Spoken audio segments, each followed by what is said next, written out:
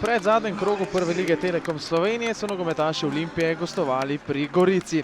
V 9. minuti je takole v kazanskem prostoru domače zasedbe padel Kingsley Boateng, sodnik pa ni dosodil najstrožje kazni. Prvi in tudi edini zadetek na tekmi smo videli v 20. minuti. Goričani so izpeljali na videz nenevarno akcijo, napaka v ljubljanski obrambi. Usuđi je prišel do žoge, odigral dvojno podajo z Dejanom Žigonom in potem takole natančno zaključil mimo nemočnega Roka Vodiška.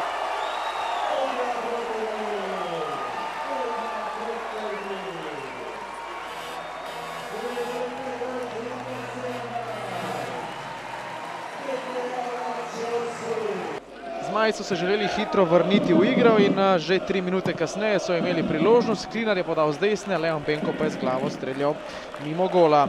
Že nekaj sekund kasneje še ena priložnost za Zmaje. Eleke je podal na levo stran proti Jurčeviću, ta je dobro preigraval, potem pa ustrelil in njegov strel so blokirali domači branilci. 28. minuta, prosti strel za Gorico, Dejan Žigon je bil pri žogi, streljal je čez živi zid, a tudi čez gol. Še zadnja priložnost v prvem polčasu, tekla je 36. minuta, Miškić je podal proti Elekeju, slednji je preigraval in si priigral prostor za strel, udaril, žoga je zatela čez gol, blokirali so vse skupaj domači branilci. Prva priložnost v nadaljevanju tekme, spet za Olimpijo, Kenan Bajrić je s peto streljal po podaji iz kota, toda domači vratar je bil uspešnejši. V 52. minuti še enkrat Zmaji v nevarni akciji, Eleke je prodiral, njegova podaja ni našla cilja, no do žoge pa je prišel Kingsley Boateng in potem z levo nogo streljal mimo gola. 5 minut kasneje, ena izmed redkih priložnosti Goričanov v drugem polčasu. Akcija se je končala s strelom Kolenca čez gol Vodiška. V 61. minuti so Zmaji dosegli zadetek, sodnik pa ga je razveljavil zaradi domnevnega prekrška Kenana Bajrića. Aris Zarifović je sicer žogo poslal v mrežo. 5 minut kasneje je bil še enkrat nevaren Kenan Bajrić, spet po kotu, tudi tokrat pa je mladi Olimpijin branilec streljal čez gol.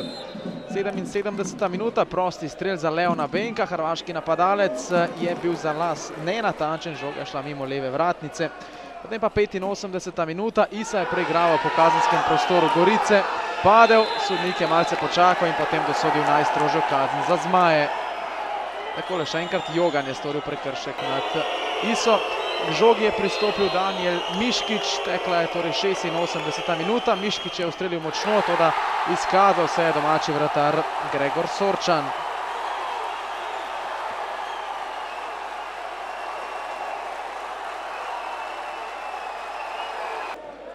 Vezist Olimpije je imel v 88. minuti še eno priložnost, Oduva in Jurčević sta začela akcijo, potem pa je Isa žogo spustil Miškiću, ki je še enkrat streljal, tokrat še bolj natančno, toda še enkrat se je izkazal domači čuvaj mreže. Gorica se je torej veselila zmage z 1-0, Ljubljančane pa zadnja tekma v prvenstvu čaka v soboto ob 16:55 proti Aluminiju, potem pa v sredo 31. maja še tekma sezone, finale pokala v Kopru.